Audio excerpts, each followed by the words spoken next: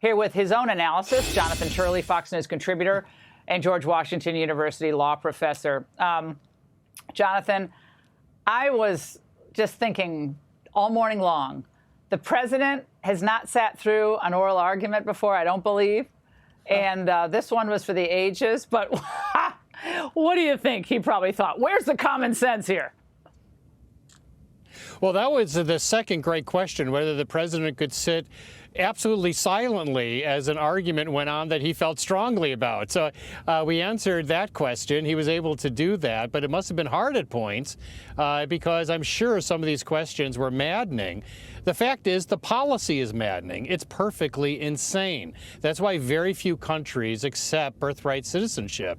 And so the difficulty with this case is that it's hard to really justify the policy when you look at what's happening with, you know, in China alone, hundreds of these tourism sites are sending people over for the sole purpose of having children here. Only a moronic nation would allow that type of industry to flourish. None of our allies do in Europe.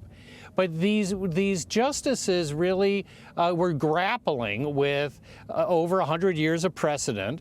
The hilarious aspect of this, Laura, and I'm sure you felt the same way, was to hear the liberal justices who rarely allow the language of the Constitution to stand in the way of a preferred interpretation.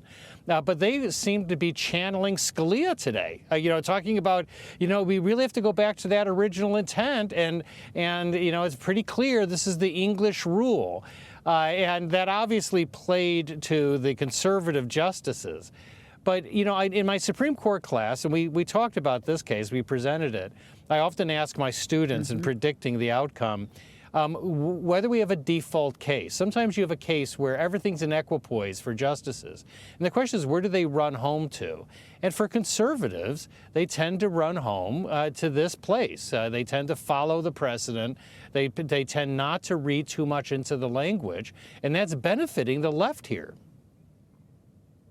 Well, one thing that was interesting, I thought, was this question of domicile. Not to get too wonky, but what actually constitutes a current eligible person to have an American child, give birth to an American child? So the original precedent from 1898 were two essentially green card holders. I don't think they called it green card back then, but they were lawfully present in the United States. Totally different from illegally in the United States or coming here for the sole purpose of giving birth, which that family was not doing.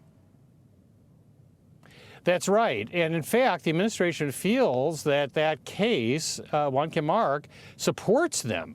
The problem is the justices I was most looking at were not seemingly buying that. Roberts, Kavanaugh, Gorsuch. Kavanaugh was openly talking about ways that you could to finish off this case easily against the government. So it was a gulp moment for the government today.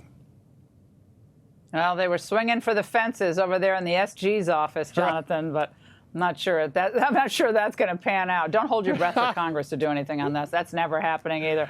Jonathan, I was wishing I could just watch President Trump during that whole argument. Thank you so much. Be sure to like and subscribe for all the Fox News latest on YouTube and catch full shows streaming now on Fox One.